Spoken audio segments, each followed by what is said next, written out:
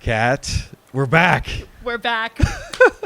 Thanks so much for doing this again. Oh my God. Thanks for having me back. Yeah, we're here at 30A, which is your second home, I think. Yes. Right? Pretty much Yeah. at this point. Yeah. Well, congratulations. And I think I saw on the app you've got like 5 shows. Is that right? Yeah, they put me to work this Yeah. year. I'm happy about it. Yeah. It's good to I love being able to take advantage of being at events like this. So playing as much as possible is the way to do it. Yeah. Yeah. All right. Well, good. What specific goals do you have this weekend besides performing? Well, this is actually the first year. This is my 4th year, I believe, playing this festival, and this is the first year I'm able to bring my full band out here.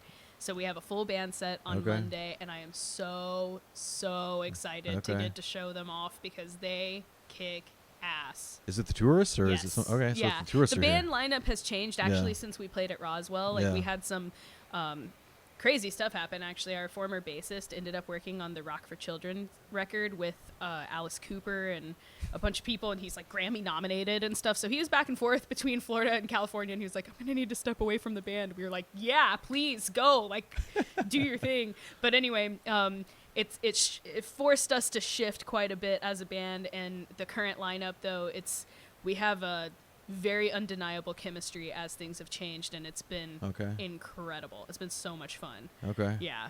Well, so you're the 6th interview I'm doing today, and Wow. it's the second one that's actually mentioned Alice Cooper of all things. Really? Yeah. So I'm like, School's out. what's the Cooper's around? I don't Yeah. know. Yeah. Yeah. That's weird. All right. I think maybe you need to get him on the podcast next. I think that's what it is. Do It's a you sign. know anybody that knows him? I don't know. John. Okay, so Yeah. John can hook me up. All right, good. Yeah. All right, good. Perfect. Shout out to JDW. Love you, John. Congratulations. All right, so it's a big year because of the album, which we're going to Yes. talk about. When I last talked to you, you had started working on it. We're kind of working on it. We're finishing. I forgot, but it was last May. Yeah. And I remember, and I wrote a note down here. You said something really interesting that it's related to the album. You're like, I have not said stuff with enough substance. My artist motto for the longest time was just to be a means of escape for people. And you're like, I want to be more contemplative and thoughtful. And these are probably the most thoughtful lyrics that you've written. So now that it's kind of done and it's ready to be released, did that all hold true? Yes. And are you glad that you did that? Yes. Yeah. Yeah. Actually, the single that just came out today, Sprinter, was written for a friend of mine who lost her battle with mental health. And as I've told the story behind that song and the metaphor of it being a check engine light and just ignoring signs of something going wrong, the response I've gotten from people after shows has been unbelievable. I never expected for people to respond like they have, but I'm getting told very deep and meaningful stories and just tidbits of information from people after shows, and it's just, as a songwriter, it's one of the most beautiful things I've ever experienced, and I never had that type of community that started to come around music before this record, and so it's definitely made me feel like I did something right, and I'm really, really glad I let the music take me there. Yeah. No, that's good. I guess is the response, do you think, more about they're relating to the backstory of it, or the topic, or the fact that they know you and like, this is so different, Cat, but we're happy and we're proud that you're kind of going there? It's been a mix of both, but typically when I've played Sprinter, it's been more about the subject matter of the song, of mental health, and a lot of people, so many people have lost people or known folks in their own lives that it's almost like it's the same type of thing, almost like it's cancer, where everybody knows somebody, whether it's themselves or someone in their family or someone close to them that's been touched by it. And so just so many stories that I've already heard, and it's just been a really crazy experience as a songwriter. Yeah. I just never expected it. Yeah. But it's really cool. Okay. It's really cool. So how many songs are on the album, and do they all sort of share a topic that's not just pickup trucks and beer? Are they all deeper topics, or do you have some fun ones like sprinkled in? No, there are definitely a couple of fun ones sprinkled in, but there are 12 tracks total on the record, and a lot of them do go deeper, but not necessarily by way of being very weighty and sad like Sprinter is. And even then, Sprinter, if you don't really hone into the lyrics, the song's actually kind of bouncy, you know? So there's a sweet and sour balance there. Very good. Yeah. All right. Yeah, we like flavor in this band. You are in coffee. Yeah, I do. You do the coffee business. Yep, you know, well balanced, as we say. No, that's good. What are some other songs that are a little bit more serious? Yeah. Like, Blessed Be the Beast is also touching on a lot of like grief themes. That was written for a friend of mine that I lost in high school to a car accident. And as I was writing that song, that was actually one of the first songs I brought into the studio, and Mike, my co-producer, really liked it. But he was like, I really love this and I really believe in your lyricism, but I think you can do better than this. And that was the first time someone had ever said that to me, like really pushing me forward in the craft. And I was like, whoa, I respect you so much for telling me that. And so I went back and I rewrote the lyric and I showed it to him, and he's like, still think you can do better. So then I went back and over again rewrote this lyric and eventually landed on this line, and it was, and I'm back in Spanish class, Miss Gavilanes, how do you say die? And she asked me why. And that is a completely true story. I came into high school, after my friend was in the crash, and she was like, what's up with you? My Spanish teacher at the time, who I'm still really good friends with. She's awesome. Shout out to Gavilanes. Hey, Gavs. But she knew me well, and when I came into class that day, she was like, what's up with you? And I was just like, well, and the rule was you tried to speak in Spanish at all times, and I didn't know how to say die, so I asked her. And then I was thinking about that. I was like, what a weirdly poetic moment. And once I got that written into the lyric, that's when Mike was like, there it is. Okay. And so that one I really had to dig deep, but yeah, that one definitely touches on more of those themes as well. Okay. So we're 2 months from the album release, basically. Yes. Right. Are you going to promote it with a tour this year, and then maybe? All right. Well, okay. Breaking news. Yeah. You're going to break some news here on the podcast. So that's cool. And then some artists are like, well, the album's done. I've kind of already moved on. I know I have to perform them, but I'm already kind of thinking about lyrics and songs for the next album.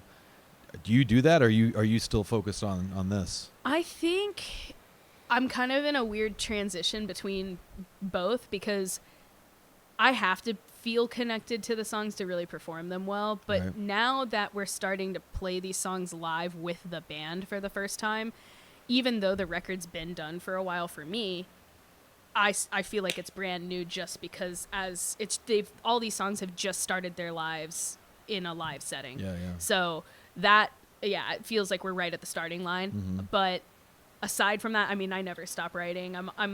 I was actually just starting to mess with a thing the other day, and I was laughing because I'm like, man, the record's not even out, and here we go, we're already starting the process of the next thing, and I was already on the phone with Mike trying to get in the studio again this year, like in a couple months. Oh my gosh! Good for you. Yeah, thank you. That's yeah, awesome. It's really fun. Yeah, I mean, when you love it, it just comes, you know. Yeah. Okay. When we talked in May, you had the best answer. I don't ask everybody this. I ask certain questions to everybody, but I don't ask everybody the question about icks. Oh God!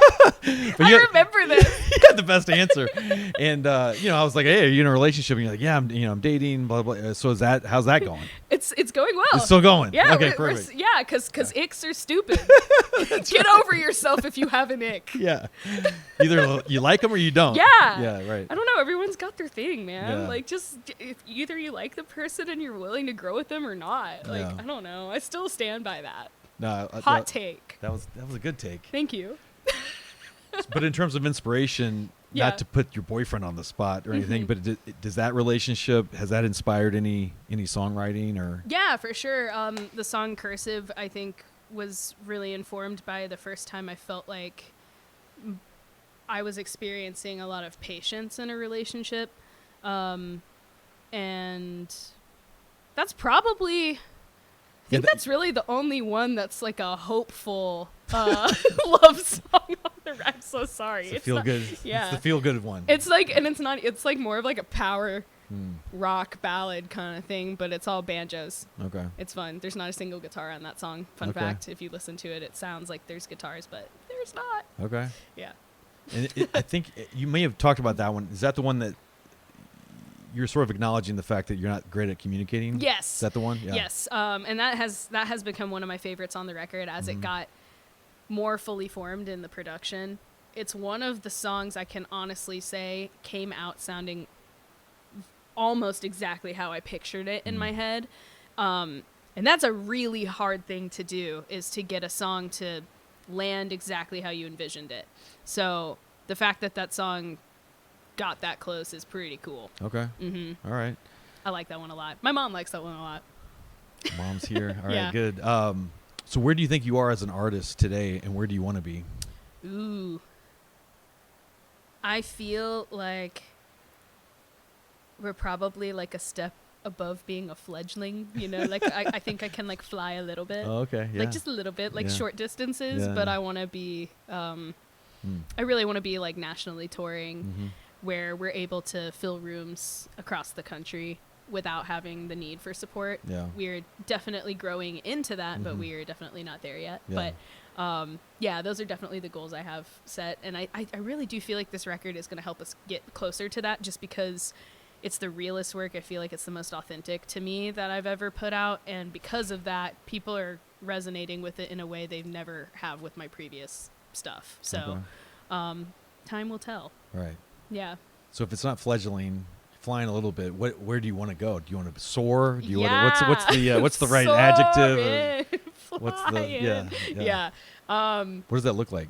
I mean, I would love to be an astronaut, and if we're going that far, you know, I guess if I were to compare like the trajectory of my career, like Phoebe Bridgers is a brilliant songwriter who has broken through from the indie alt scene into mainstream, and that's the dream that I have, is to take the indie alt thing as far as I can, where hopefully one day we're filling stadiums, but you never know. I mean, and the thing about that is, I've never had the goal of being famous. I don't care about notoriety or anything like that. It's just that in order for art to help people, people have to hear it. In order to be able to do things with your art, you have to have a certain fan base to be able to do things with it. So that's the goal. That's just a means to an end. That's a necessary part of the puzzle. My goal has never been like, I want everyone to know my name. It's more, I want to further the craft, and I want to be able to help people in the process of doing it. Okay. You know? That's, I love that. That's Thank a good you. answer. Yeah. Yeah. In terms of, so outside of music and coffee, what's most important in your life? Right now, Yeah. snowboarding. Are you still in Colorado? I am. You're still in Vail? Yeah, I just flew in from Vail last night. I heard the snow's pretty good. Oh my God, it's so good right now. We got so much powder this week, dude. But I just got my own snowboard set up. I have my own snowboard with my own bindings and boots now, and it makes such a huge difference. If you ever have had, do you snowboard? Have you ever tried? I ski. You ski? Yeah, oh, yeah. You ski. No, Yeah. I'm just kidding. No, I'm kidding. No, it's fine. It's not You a can- rivalry. No, you can fine. make fun of me. No. But I'm in my 50s, and I'm, No, not I that respect athletic. your knees, because I don't like skiers. You're going sideways. I'm Yeah. going front to back. Like Yeah. that's way harsher on your knees. So Yeah. I don't understand you, but I respect you. All right. Well, thank you. You're welcome. So that's the most important, is the chasing the powder. Yeah. All right. Yeah, totally. It's so much fun. Right now, if I'm going to get real with the answer is work-life balance. I've Yeah, been really okay. terrible about it in the last couple of years as Yeah. I've been working on this record. Yeah. Every ounce of energy and time I had went into making it and trying to build the foundation of the band and getting us out into bigger rooms and in front of more people. But when I go out to Colorado, because I'm playing residency gigs, it's the only time when I have some sort of kind of a regular schedule. Yeah. And with that, I'm able to actually get into a routine and focus on my physical health and actually like doing things for fun for once. And like, I mean, music is always fun, but I'm really bad about taking time for myself, honestly. And so getting out on the mountain has been really good. Good. Yeah. Well, it's like being here. It's just Yeah. different, right? It's Yeah. a different, Total change of scenery Yeah. and just being able to step away. And then I love playing with my band. But also, since I'm doing solo shows, I'm not in rehearsals on all the days when I'm not playing out in a venue. So I do end up having more time to just like go ride and hang out and do stuff. Yeah. Okay. It's really fun. Awesome. Yeah. All right. Well, so let's wrap up because I want to have you play some music with this incredible backdrop. But I asked you this in May. I think I remember your answer, so I want to see if it stays the same. But okay. At this point, what are you most curious about? I do remember my answer. Let's see. I feel like that's a loaded question because I answered it before. Yeah. Has it changed? Maybe it hasn't changed. It really hasn't. I'm really curious about where music is going to go. Yeah. Like, what's the next new sound? Like, is there some technology that's going to get made that's going to bring about a new renaissance like synthesizers did in the 80s or something like that? You know, I really do wonder, like, where is the next genre going to push us and what is going to be the determining factors of what that genre sounds like? Yeah. So... yeah, I know I mentioned it before, but McGee and Dijon, I think, are really pushing things into a very interesting sonic space in the indie / R&B world right now, and I love it. It's very experimental, and it makes me want to get back in the studio and just start messing with stuff. Awesome. Yeah. Well, so do you think AI, we hear a lot about AI, do you think AI is going to play a role in sort of that next, space of music, or how do you see that play out? I kind of don't, just because from what I understand of AI, it has to be informed by what has come before to create. And so I think it's just going to spit out iterations of what already exists. I think humanity is and creativity from new things that are introduced into music are what's going to push something new out. But at the same time, screw AI. Artists need to exist. That's right. Don't spend your money on artists, not a subscription, please. Don't do this to us.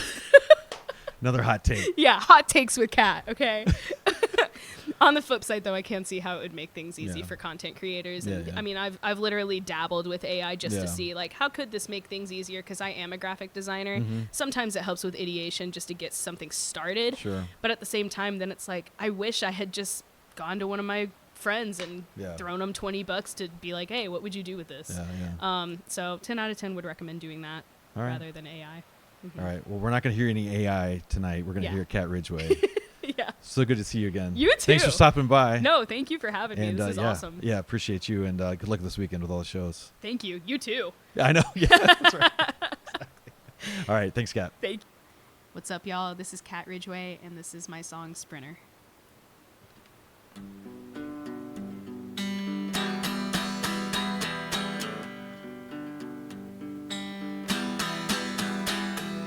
Late assignments behind on your rent.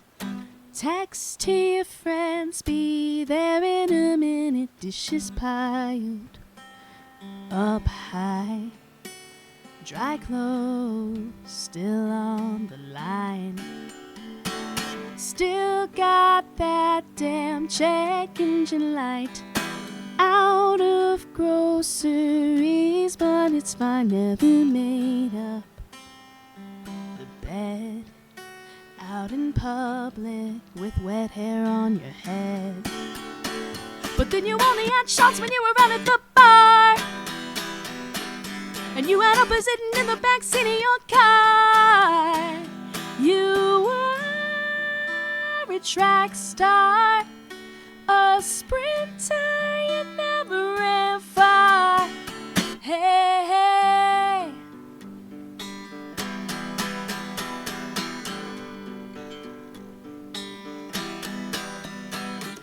Nail polish outgrown, unreturned calls from home. Meaning postponed in your own time zone. Too many emails unread. That check engine light still burning red. Shots on shots in the back of the bar. And the uppers sitting in the backseat of your car.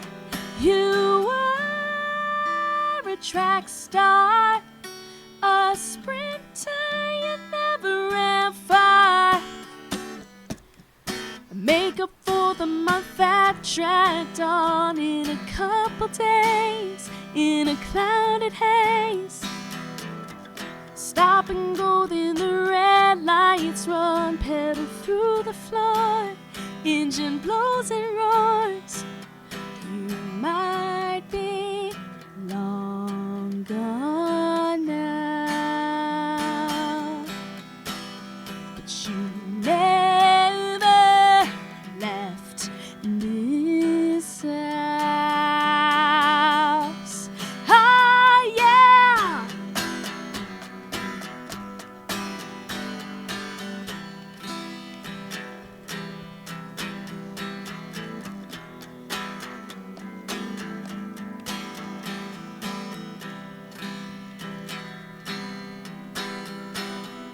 Were you just too proud? Was I just too loud? Well, I wish you reached out and I wish I had reached in. Used to move so slow. I guess only God would know why you rushed the end of your life, why you couldn't wait to die. And now everyone's wondering why they never noticed the check engine light.